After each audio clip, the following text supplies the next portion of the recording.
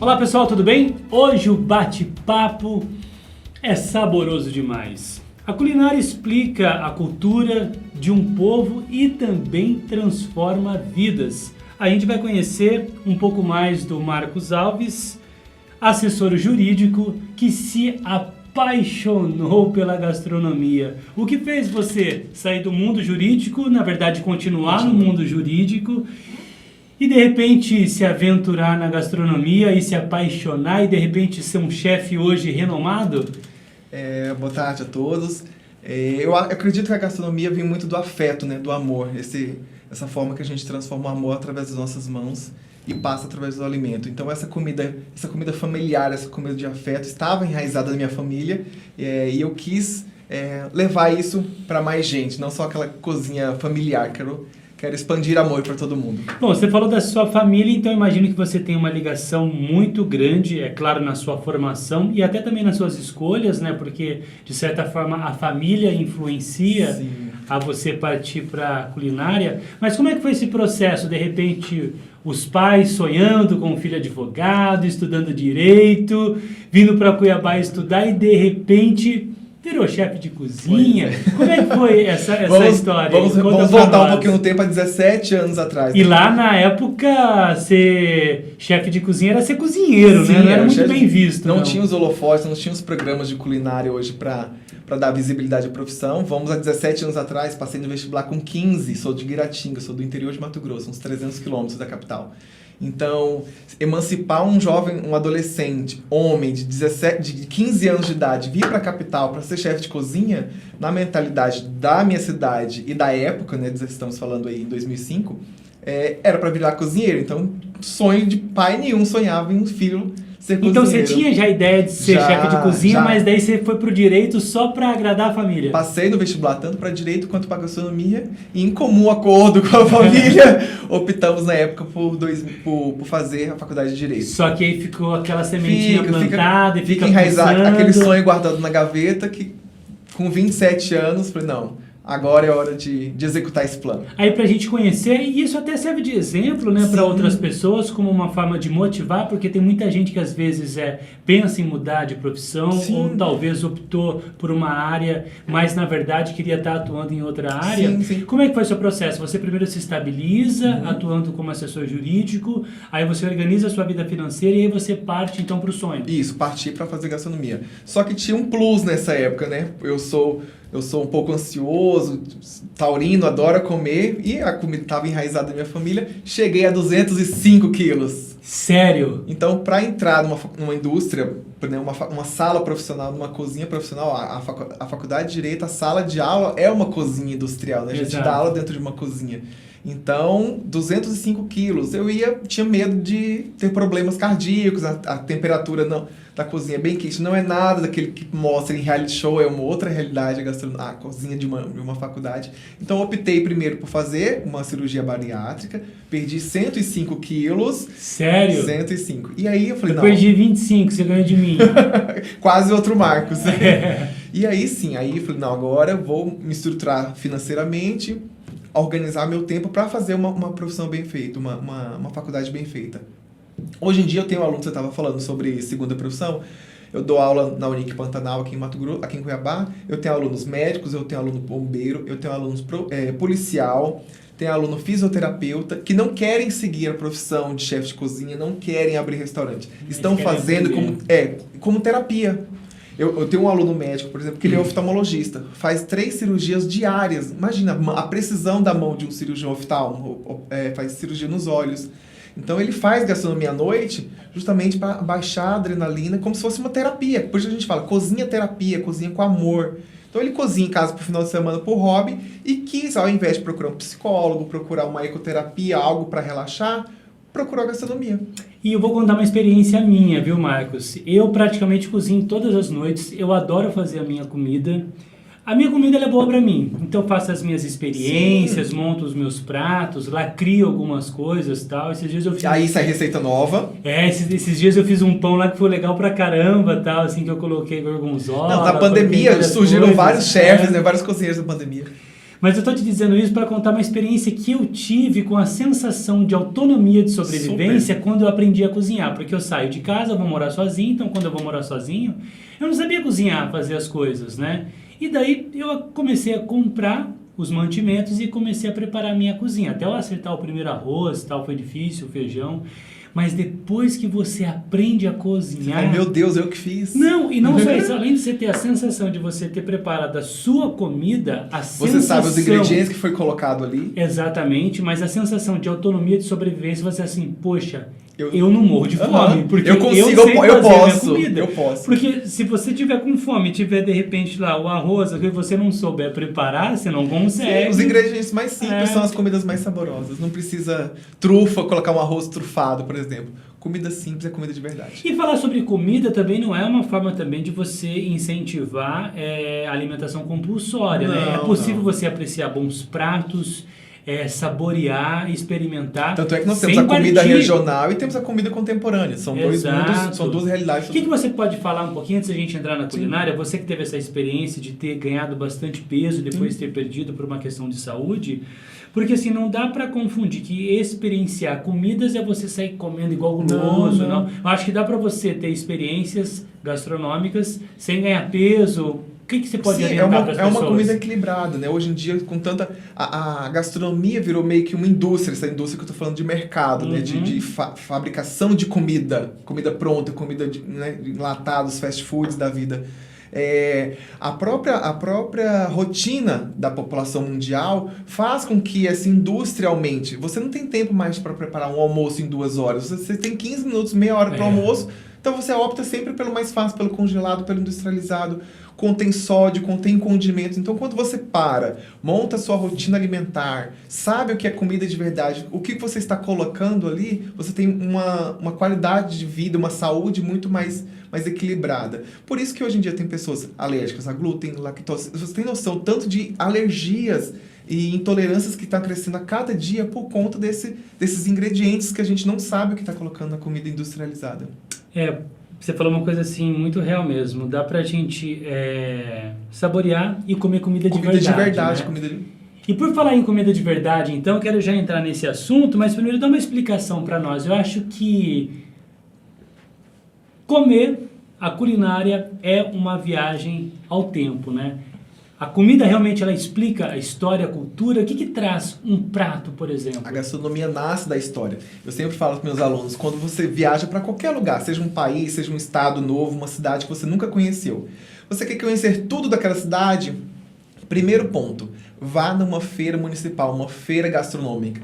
Numa feira você conhece a economia de um país, a cultura de um país, política daquela região, o que eles comem, o que eles consomem, qual que é a cultura, qual é a vestimenta tradicional daquela... A origem daquele ingrediente, quais são os ingredientes principais, o porquê naquela cidade, naquele país se consome tal ingrediente. E assim, em Mato Grosso, Cuiabá não é diferente. A nossa comida regional, Mato Grosso é o único estado brasileiro que possui 3 biomas. Então nós temos Pantanal, nós temos Cerrado e Floresta Amazônica, cada um com um tipo de ingrediente diferente e nos torna Mato Grosso aí um celeiro de bons ingredientes para a gente se aventurar na cozinha. Bom, a gente está vendo aí o fenômeno da novela Pantanal, que está colocando a comida pantaneira num holofote, em outro patamar. Muitas pessoas não conheciam a comida que nós já tínhamos aqui, muito saborosa, e agora as pessoas estão tendo essa oportunidade. Sim. Eu acho que é importante essa visibilidade, né, para trazer para enaltecer essa comida tão interessante que nós temos aqui. A gastronomia daqui é muito rica, porque tem alguns ingredientes que fazem parte dos biomas que nós temos aqui. Sim. Antes da gente entrar nesse aspecto que a novela está colocando a gastronomia pantaneira num outro patamar, deixando ela em evidência... Explica pra gente a diferença entre a comida pantaneira e a comida cuiabana, porque assim, tem algumas diferenças, não é a mesma coisa, né? A comida cuiabana, ela deu origem principalmente após a Guerra do Paraguai, em volta de 1864, porque nós ficamos isolados, né? Nossa comida era recebida através do Rio Paraguai e Rio Cuiabá. Então, depois dessa guerra do Paraguai, nós sofremos esse isolamento e parou de chegar comida. A nossa comida vinha de fora, né? Não tinha Uber naquela época, você ligava e encomendava sua comida. iFood. Então, nossas cargas de comida eram através dos fluviais, né? Através das balsas. Cortou, não vem mais comida, o que nós vamos fazer? Comida de sobrevivência. Região de Várzea Grande, por isso tem esse nome, a região alagada, na beira do nosso rio Cuiabá, se plantava muito arroz. E, por conta da comida pantaneira, a tradição de criar gado, né, nos pastos mato-grossenses, tínhamos a carne seca. Então, a gente salgava a carne. Naquela época não tinha muito pré-preparo para prolongar, não tinha muitas geladeiras. Fazíamos a salga dessa carne para prolongar o período de conserva desse alimento. Uhum. Então, arroz com carne se tornou a Maria Isabel. Assim como a nossa tradicional farofa de banana, que graças a Deus está ganhando holofote, a nossa farinha está sendo exportada para muitos lugares aí. Mandioca e banana. Banana é um dos poucos ingredientes que tem em todos os estados brasileiros. Sim. Então, Mato Grosso tem sim a origem indígena, então nada mais é do que uma farinha torrada feita da mandioca com a banana. Então são 4 ingredientes simples, sempre tem um peixe, uma carne seca, uma banana e uma farinha. E disso aí se fazem vários pratos. Carne seca com banana verde, a própria Maria Isabel, feijão empomonado, mojica de pintado, tem muita comida boa. Até o doce furundu também, que é daqui, doce furundu, né? Então são ingredientes simples, foi por uma questão de sobrevivência e hoje está ganhando, graças a Deus, o holofote aí mundial. Agora, por exemplo, então Maria Isabel Cuiabana ou pantaneira? Cuiabana. Farofa de banana? Cuiabana. Sopa paraguaia? Pantaneira. O que mais tem na culinária pantaneira? A comida pantaneira, ela, por conta do bioma pantanal, ela fica mais próxima à região do Paraguai, da região da Bolívia. Então, eles sofreram, a pessoa do Mato Grosso do Sul sofreu mais influência desses 2 países vizinhos. Então, a sopa paraguaia aqui de sopa não tem nada, né? É uma torta feita do bagaço, do milho, bem temperadinha. A própria chipa, o tereré. Então, são mais ingredientes da região do Paraguai. Por conta disso, a região pantaneira absorveu mais essa experiência alimentar, essa cultura gastronômica de Mato Grosso do Sul. E eu, particularmente, já experimentei todas essas comidas aqui, viu, Marcos? São maravilhosas. E o mundo agora está podendo conhecer com essa visibilidade da novela Pantanal, que é exibida também pela Globo Internacional. Sim. Então, outros países, né, estão conhecendo. A gente sabe a força que a novela tem no exterior. Não só para a gastronomia, mas como para a cultura. Exatamente, para a cultura e para fomentar o turismo. Né? O que está acontecendo aí na área da gastronomia aqui em Mato Grosso por conta de toda essa evidência que a gastronomia local está ganhando com a novela? Esse boom que a novela traz, essa visibilidade que traz para a nossa região, para o mundo inteiro, acaba fomentando não só a gastronomia, mas como também o turismo, as pousadas, os passeios, né? Região de Chapada dos Guimarães, região de Bonito, a região de Nobres. Tem muitas pessoas aqui de Mato Grosso que não conhecem Nobres, que fica aqui a 100 e poucos quilômetros, que tem pousadas incríveis. Eu não conheço. Pois é, tá vendo? Mas eu viajo bastante em Mato Grosso. Tem uma região que chama Aquário Encantado, que você realmente adentra dentro de um rio e você passa Dourado na sua frente, Matrinchã.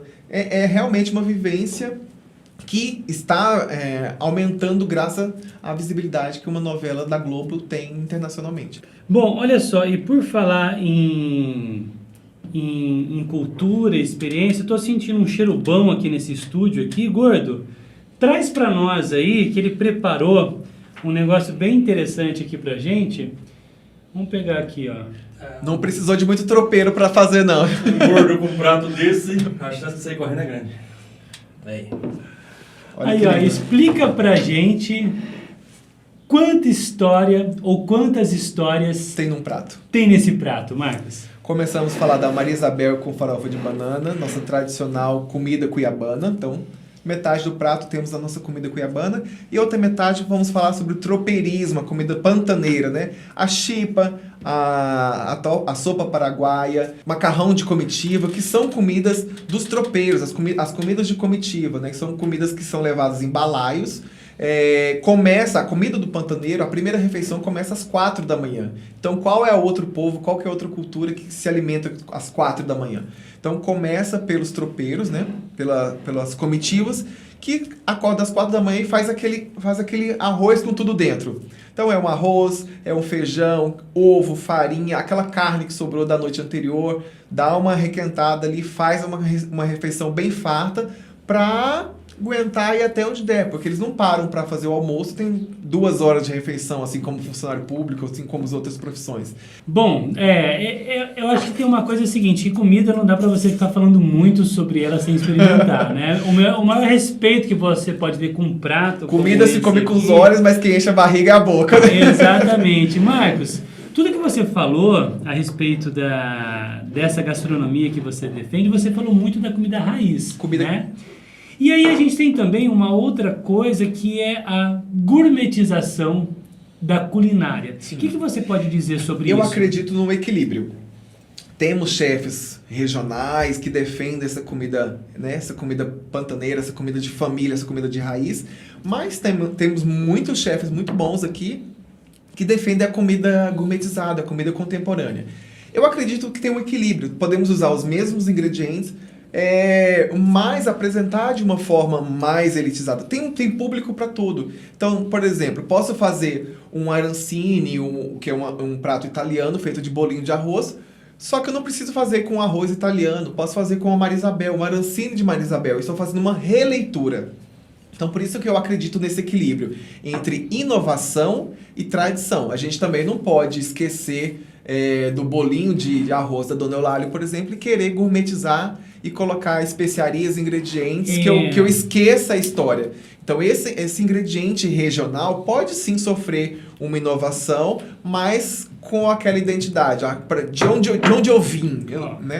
Eu sempre falo que eu posso fazer cursos na Le Cordon Bleu da França, mas eu sempre falo que eu vim de Guiratinga, eu vim de Mato Grosso, eu tenho uma origem aqui. Então, e você traz coisas de Guiratinga também, né? Super. E aqui é raiz, para pegar comida tem que ser raiz mesmo, também não tem não. A região da minha cidade é uma região bem parecida com a região pantaneira, por exemplo. Eu acho que tem pratos que você realmente pode explorar. A gourmetização, inovação e tradição, aquele equilíbrio. Tradição.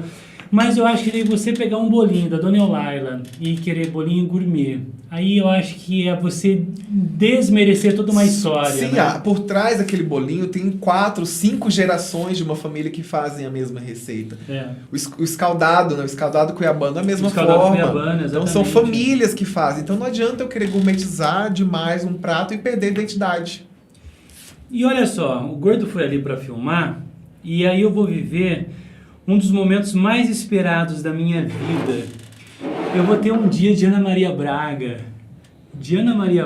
Vai comer farofa? Meu dia de Ana Maria Braga, onde eu vou soltar os cachorros. Olha só, olha esse prato preparado aqui, que legal. Olha que o Marcos preparou pra gente, olha que coisa linda. E agora eu vou provar. Se tiver bom, vou soltar os cachorros e vou passar debaixo da mesa. Certo ou não? Marisabel com farofa de banana, sopa paraguaia e chipa. Maria Isabel, farofa de banana. E o interessante de tudo é que a sopa paraguaia... Vou pegar aqui, Gordo, olha só.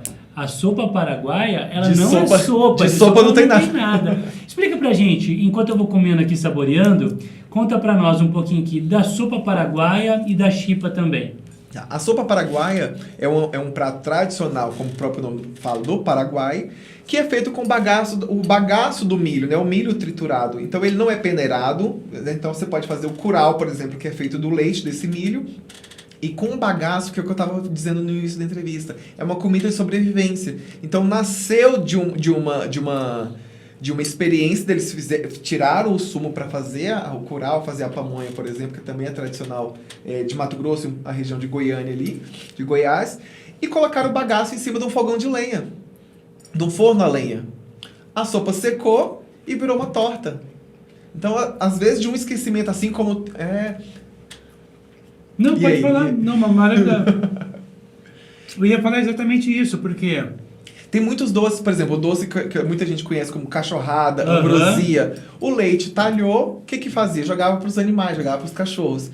Só que chegou um momento que falava, nossa, estou desperdiçando muito leite.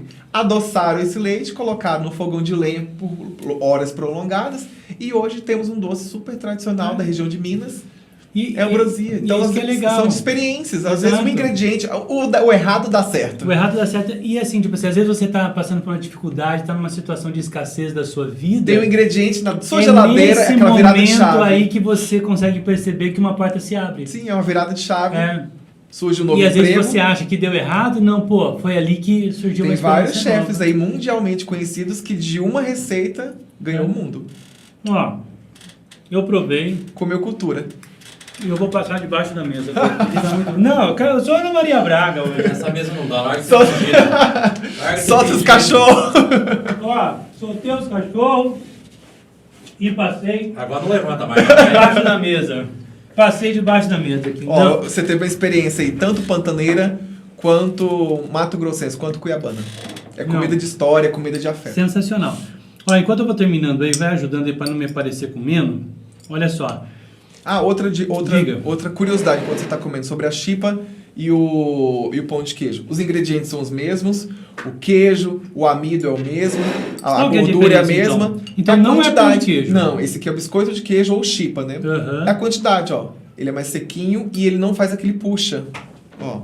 Que é o de pão de queijo, ou seja, ele tem mais amido do que queijo, ó. Então a diferença está na Na quantidade, quantidade, de amido. os ingredientes são os mesmos. A diferença é a quantidade. Outra coisa importante. Para quem quer, de repente se interessou pela gastronomia, é uma área financeiramente rentável? É um mercado que ainda está em expansão? Tem espaço para as pessoas trabalharem? O que você auxilia? Espaço tem. Só que nós somos uma das poucas profissões que não tem regulamentação. Nós não temos sindicato, nós não temos leis que nos amparam quanto piso salarial, carga horária de trabalho. Então, acaba se tornando massacrante você ter que trabalhar, dobrar turnos ou ter que trabalhar em 2 lugares ao mesmo tempo para ter uma renda um pouco equilibrada. Agora está surgindo, tanto no Senado quanto na Assembleia Legislativa de Mato Grosso, nós somos pioneiros nessa lei, criando um piso salarial, tanto para o chefe de cozinha quanto para um gastrônomo, para um cozinheiro. Então nós vamos ter um piso, um teto, né, para justamente valorizar. Então o que surgiu isso? Através desses programas culinários, através de congressos, através de mesas redondas de estudos, para falar, não, essa profissão tem que ser regulamentada, porque não é até hoje, em nenhum lugar, nenhum estado. Então está sendo estudada tanto na esfera estadual, aqui na Assembleia Legislativa, já tem um projeto de lei em trâmite, quanto no Senado Federal. Então, quando for aprovado, quando for sancionado pelo presidente, aí sim, vamos ter um teto, não poderemos receber a menos do que isso, e aí vamos ter FGTS, direito a férias, fundo de garantia, uma estrutura para a profissão, que até hoje não é regulamentada. Mas hoje, quando você é registrado como cozinheiro. quê? Como cozinheiro. Ou como auxiliar de cozinha. Ah, não ou como serviços chefe de gerais, cozinha. não como chefe de cozinha. Ou seja, você passa uma vida estudando e não consegue ter um reconhecimento. Então, muitas das vezes nós não somos valorizados dentro do restaurante, que dirá fora. Pois é. Uma dica. Para quem quer ter uma experiência legal com a culinária pantaneira ou cuiabana, que gosta de tomar um drinkzinho, o que você orienta sobre um drink legal que combina com esse prato, por exemplo? Chipa, bolo de arroz, nada melhor que o nosso bom nosso café, né? O nosso café da manhã. A sopa paraguai pode ser para um lanche da tarde, por exemplo, em volta de criança. Maria Isabel com farofa de banana, do final de semana aí com toda a família, porque sempre são ingredientes simples, mas com muita fartura. Então não tem como você fazer uma panelinha de Maria Isabel. Então chama os amigos, chama a família toda, faça aí o final de semana a Maria Isabel com farofa de banana, que além de trazer gastronomia, você está trazendo cultura para sua família. E cabe uma caipirinha junto? Cabe, que tipo de drink combinaria com esse prato? Um bolinho de carne seca recheado com banana, um gin com final de semana, na beira de uma piscina, nada melhor, né? Show de bola, irmão. Ó, eu fiquei muito feliz de entrevistar você, Imagina. porque eu vejo a alegria que você tem na profissão que você escolheu. Isso é muito bonito. Obrigado. Então eu tenho certeza que você consegue colocar toda essa paixão nos seus pratos. Para quem quer comer a sua comida, faz o quê? Entre em contato no nosso Instagram, trabalho como chefe de eventos personalizados, então nós fazemos o que o cliente quer. Então a gente atende aniversário, casamento, formatura. Quero um banquete de feijoada, fazemos. Quero comida cuiabana, essa semana mesmo a gente vai atender um cliente que a família inteira dele é do Rio de Janeiro, e eles estão vindo por conta do noivo. E a família da noiva quis nos contratar pra gente fazer mesmo um banquete cuiabano pra mostrar a nossa cultura. Então, isso que eu tô te falando. A comida mostra a cultura de um povo. Então, Exatamente. eles querem mostrar o que o Mato Grossense come, o que o cuiabano e o que o pantaneiro come. Então, o nosso cardápio é personalizado, o que o cliente quiser, a gente faz. Bom apetite para você e lembre-se, equilíbrio é tudo. Saboreie com moderação. Saúde em primeiro lugar.